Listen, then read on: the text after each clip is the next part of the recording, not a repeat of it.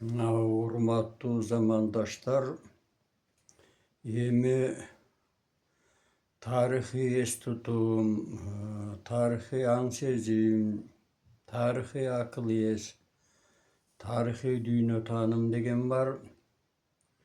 Бул улуу дагы, бийик дагы, ыйык дагы маселе. Мына ошол тарых, байыркы дүйнөнүн тарыхы, орто кылымдын тарыхы, жаңы тарых, анан соңку жаңы тарых болуп бөлүнөт.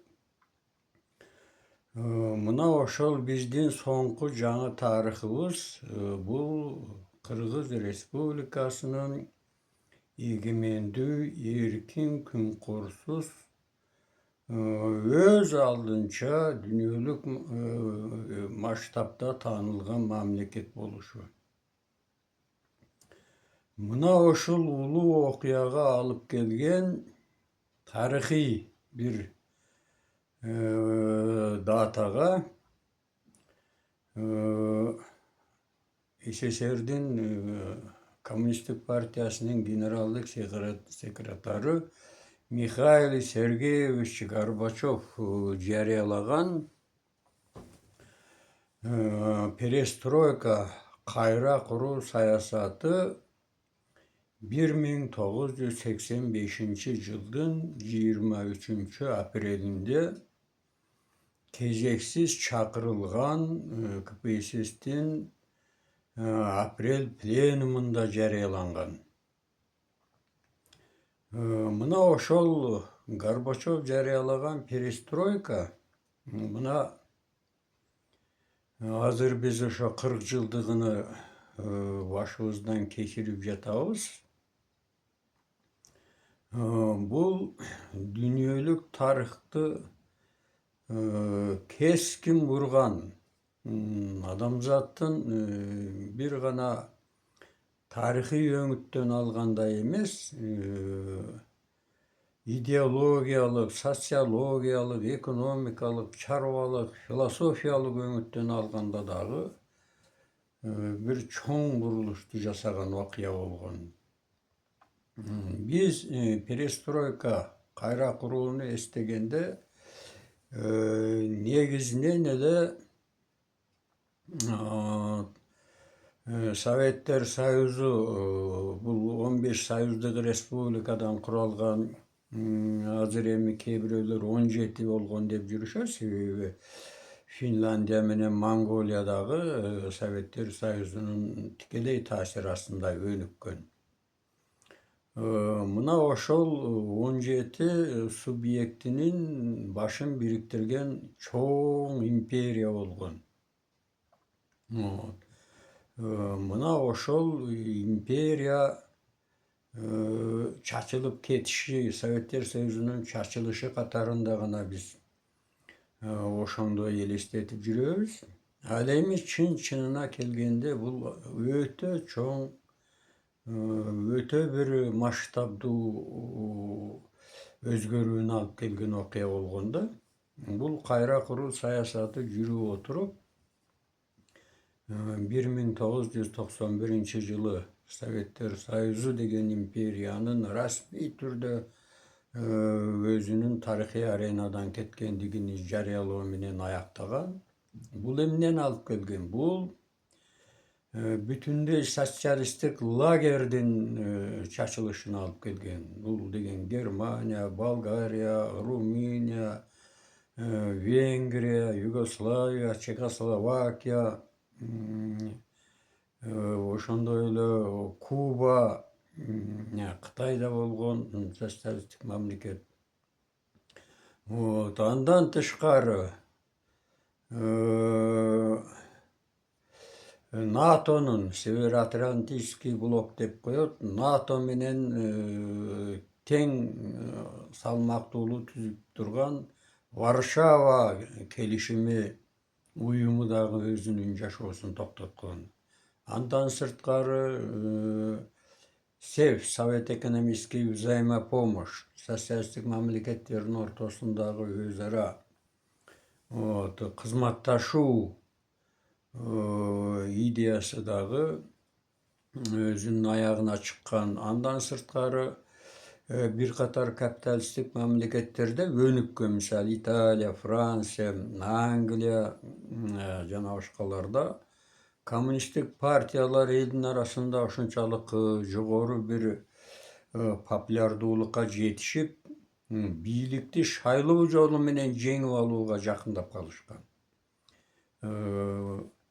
Ошондой эле азыр мына калкынын саны боюнча дүйнөдө биринчи орунга чыгып 1,5 миллиардка жеткен Индия мамлекети 60-жылдардан кийин Англиянын колониясы болгон West India деген компания түрүндөгү колониясы болгон. Колониядан кутулгандан кийин Индиядагы социалисттик өнүгүү багытын тандап алган. Мына бул мамлекет дагы ошол өз багытыны токтотуп, биротоло капиталисттик жолго түшүүгө өткөн.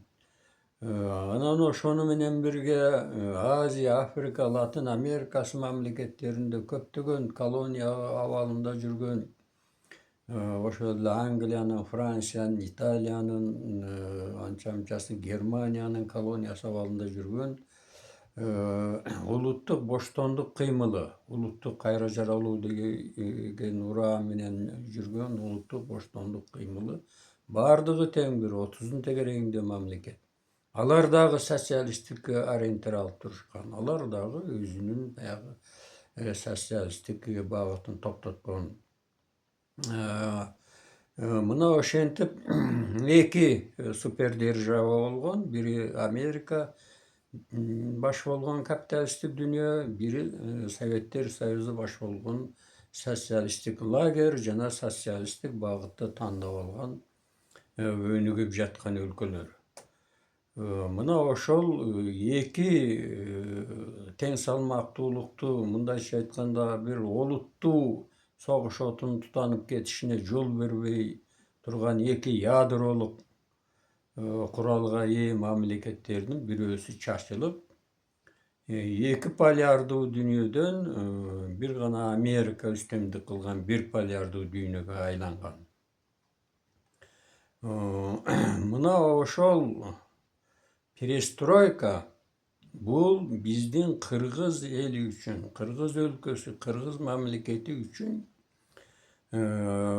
Октябрь революциясы, Кара Кыргыз автономдуу областын жараткан, Кыргыз республикасыны жараткан, мына ошол Октябрь революциясынан ашса ашкан, бирок кем калбаган мааниге ээ болгон тарыхый окуя. Мына ошол тарыхый окуяга 40 жыл болуп турат. Мен бул перестройканы кайра курууну ошол тетиги башталганга чейинки окуяларынан, анан ошол Горбачевдук кайра куруу жарыяланган күндөрдөн баштап,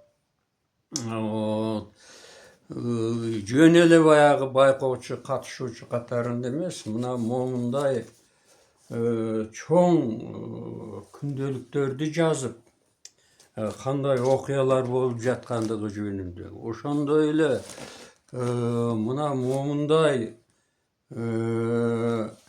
архивдик материалдарды түзүп, бүт гезиттин кыркындылардан, басма сөздөн,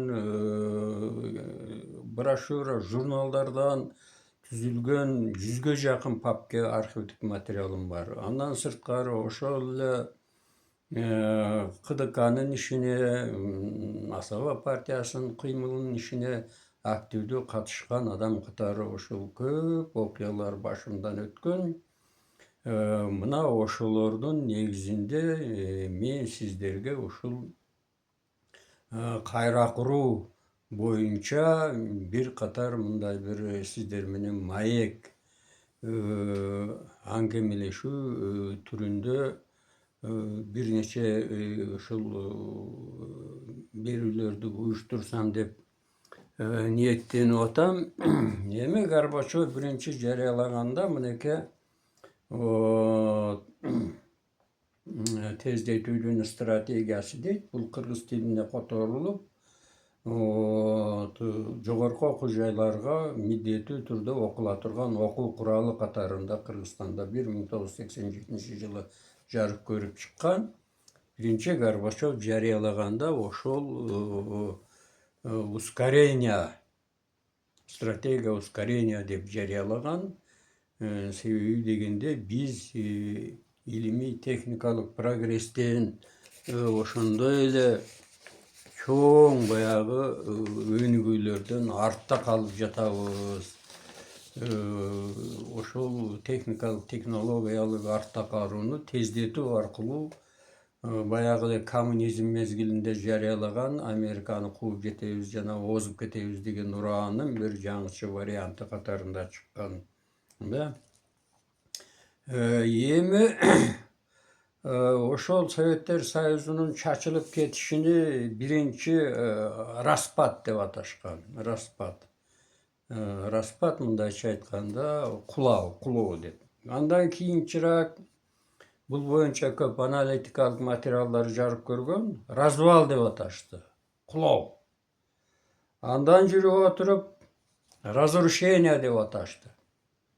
Мына азыр ушу 40 жылдыкка карата дагы бир катар ушу постсоветтик өлкөлөрдө айрыкча Россиялык көрүнүктүү коомдук ишмерлер, окумуштуулар, ошондой эле чет өлкөлүк серепчилер бир катар өздөрүн айтып атат. Ал эми азыркы баа берүү ошол кайра куруу Советтер Союзунун өзүнүн жашоосун токтотуусуну катастрофа деп атат. Катастрофа. Мындайча айтканда, улам убакыт, тарыхый убакыт өткөн сайын ошол кайра куруунун тийгизген өзүнүн таасирини берилген баа улам катааланып баратат да. Мына азыр дүйнөдө жүрүп жаткан калаймандуу, башаламандуу ушул баягы кыргыз айтканда кемди ким көрдү, быржыбайды там басты дегендей болуп жаткан чак челекей окуялардын дал фундаменти биринчи такпай ташы ошол 1985 жылдын 23 апрелинде Горбачев жарыялаган кайра курууда коюлган. Мына эми бул себеби эмне үчүн Советтер Союзу ошол кулап калган, кандай себеп несебинде деген өтө көп варианттар бар. Бул боюнча бир катар биз постсоветтик өлкөлөрдө дагы, анан чет өлкөлөрдө дагы китептерде жарык көргөн, көптөгөн макалалар жазылган. Атактуу Американын геостратег, мегаидеология Збигнев Бжезинскийдин бир топ аналитикалык отчеттору убагында жарык көргөн. Эми ошо постсоветтик өлкөлөрдүн кээ бир аналитиктери эмне үчүн Советтер Союзу ушунчолук чоң империя ушу чачылып кетти дегенде, мына менин колумда эми жакында эле ошол аналитикалык материалдар жарык көргөн аналитикалык материалдардын бирөөсү менин колумда. Ошондо мен окуп берейин. Мындай деп айтат. Биринчи, политический кризис, выразивший разложение руководства в его неспособности обеспечить экономический прогресс. Экинчи, сращивание партийно-государственного аппарата с дельцами теневой экономики и преступностью, грантократия. Üçüncü, негативные явления в духовной сфере общества, двойственное сознание массы. Üçüncüsü. Dördüncüsü, застой в экономике, нарастание научно-технического отставания от Запада. Бесинчи, низкий уровень жизни населения, постоянный дефицит продуктов питания и промышленных товаров, рост цен и процветание черного рынка. На беш. Эми бул жөнүндө өтө көп аналитикалык материалдар 1998 жылдан 2010 жылга чейинки аралыкта жарык көрдү. Бизде дагы батышта да постсоветтик аналитиктер тарабынан дагы анча мынча китептер да басылып чыкты. Алардын дагы бир тобу менен мен тааныштыгым бар. Анан ушул эмеде экиге бөлүнөт да. Постсоветтик өлкөлөр, айрыкча негизинен Россиялык серепчилер, аналитиктердин айткандары бул постсоветтик өлкөлөр. Анын мына негизгилерин азыр мен санактап бердим. Анан батыштын өлкөлөр, ошол Збигнев Бжезинский башында турган дагы башка ошо көрүнүктүү Франциялык, Англиялык аналитиктер, алардын көз карашы башка. Алардын көз карашы боюнча Советтер Союзунун кулашына 1946 жылы март айында Американын Фултон шаарында Уинстон Черчилль жарыялаган муздак согуш идеологиялык доктринасы ошол өнүгүп отуруп, ал бир нече жолу мындайча айтканда трансформация болгон. Атактуу Аллен Даллестин доктринасын билебиз. Башка дагы эмелер бар. Эми алдыда алар жөнүндө кеңири сиздер менен сүйлөшөбүз. Мындайча айтканда, социализм идеологиясы менен либерализм аталган капитализм идеологиясынын ортосундагы муздак согуш деген сөз, демек эч кандай согуш оту тутанбайт, бомба жарылбайт, снаряд атылбайт, танкалар тебелебейт, тыптынч эле, бирок идеологиялык катуу согуш күнү түнү жүрүп турат. Ошонун аркасынан бул жерде да мына чекеси айтылып атат. Моральное разложение общества. Ошо моральное разложение обществого жанагы глобализация, не глобализация деген аталыштар менен азыр эми мега глобализация деп атап атышат. Мына ошол идеологиянын өнүгүшү Советтер Союзу деген улуу империяны алган эмес, бүтүндөй социализм идеологиясынын эң жогорку өнүккөн точка жеткен жери бул коммунизм идеологиясы. Коммунизмдин акыркы максаты мамлекетсиз коомду куруу. Бүткүл дүйнө бүтүндөй социалисттик системага айланып, мамлекет жоюлуп, адамдардын аң сезими ушунчалык жогорку даражага өсүп чыгып, эч кандай мамлекетсиз эле өздөрү ынтымак ырашкерлик менен биrini бири жөнгө салуу менен, биrini бири тарбиялоо, көзөмөлдөө, акыл үйрөтүү менен өнүгүп кетет деген максат болгон. Мына ошондой бүгүн биринчи маегим сиздерге улуу ийгиликтерди каалаймын.